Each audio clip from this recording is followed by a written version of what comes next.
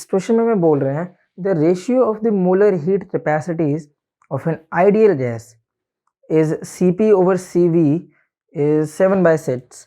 मतलब हमारे पास जो जीवन है क्या दिया हुआ है, उन्होंने गामा की वैल्यू दे दी है, Cp ओवर Cv कितना है 7/6। और फिर हमसे बोल रहे हैं find the change in internal energy of 1 mole. Number of moles कितने 1 मोल number of moles is 1 mole when the temperature is raised by 50 Kelvin. So dt कितना है हमारे पास 50 Kelvin। उन्होंने पार्ट्स में इस क्वेश्चन में पूछा है जब हमारे पास प्रेशर कांस्टेंट है, वॉल्यूम कांस्टेंट है और प्रोसेस है वो एडियाबैटिकली है। सही है। तो इस क्वेश्चन को सॉल्व करने से पहले एक डेरिवेशन देखो। हम जानते हैं जो Cp माइनस Cv होता है वो बराबर है R के। तो अगर मैं दोनों तरफ divide both side by Cp, अगर मैं दोनों तरफ Cp से डिवाइड कर दूं तो मेरे पास क्या आ जाएगा 1 minus Cv over Cp R/Cp। तो मैं यहाँ से कह सकता हूँ 1 माइनस ये क्या हो जाएगा 1/गामा R/Cp। फिर यहाँ से कितना आ जाएगा गामा माइनस 1 गामा R/Cp। सो यहाँ से Cp की वैल्यू आ जाएगी मेरे पास R गामा गामा माइनस 1।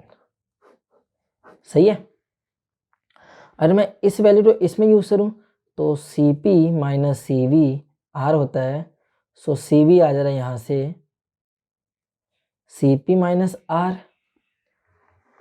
सो Cp कितना है R gamma gamma minus 1 minus R। ये आ जाएगा R common gamma gamma minus 1। सो Cv कितना आ गया Cv आ गया gamma minus gamma plus 1 gamma minus 1। इसका एलसीएम ले लिया हमने, यह आ जाएगा R गामा माइनस 1।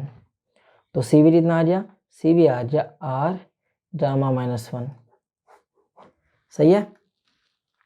तो हमने यहाँ से Cp और Cv की वैल्यूज फाइंड कर दी इन टर्म्स ऑफ वैल्यूज नहीं, हमने इनसे रिलेशन बनाया in terms of R and gamma. सही है।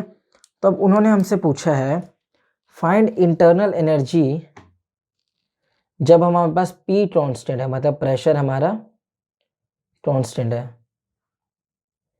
ठीक है, P चेंज नहीं हो रहा है। तो हम जानते हैं जो dq है वो बराबर होता है du प्लस dw के। सो du कितना आ जाएगा du आ जाएगा dq माइनस dw।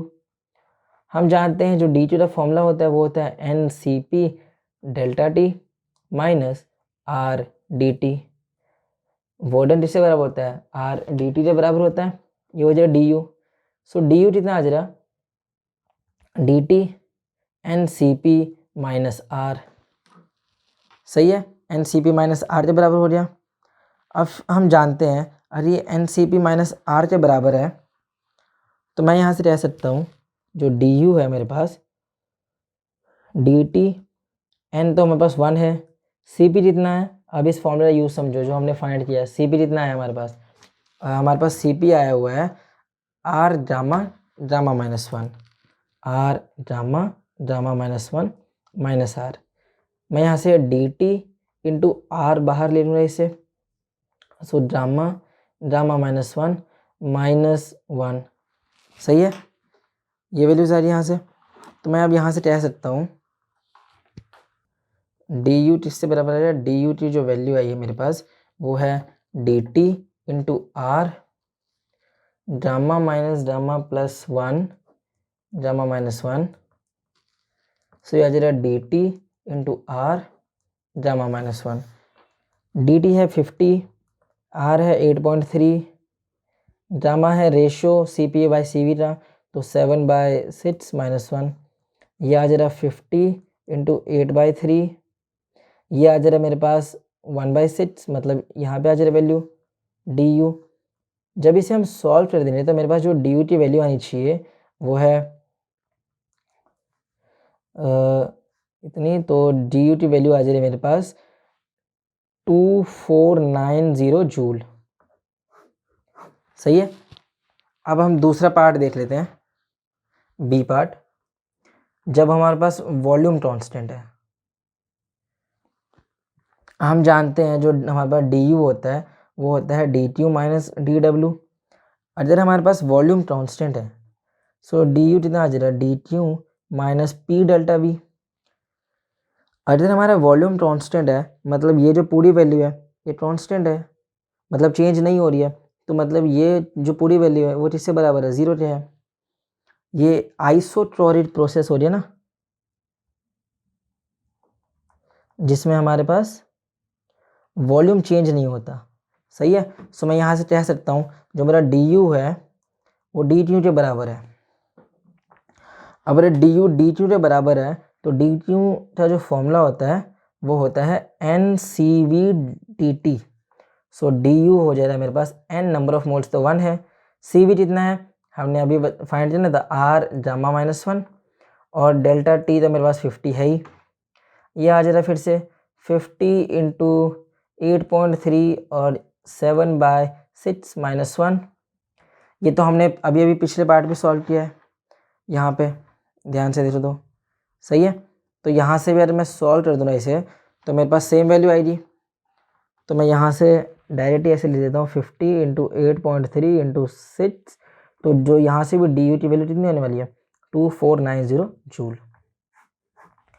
अब उन्होंने पार्ट सी में हमसे पूछा है जब ये एडियाबैटिक प्रोसेस है, अरे एडियाबैटिक प्रोसेस है मतलब डी टी यू की वैल्यू 0 है, सो जो डी यू हो जाए मेरे पास वो हो जाएगा माइनस ऑफ डी डब्ल्यू, सही है। तो माइनस ऑफ अरे डी डब्ल्यू हमें बताना है तो वो बराबर होता है डी यू कितना आ जाए मेरे पास minus n r gamma -1 T1 minus T2।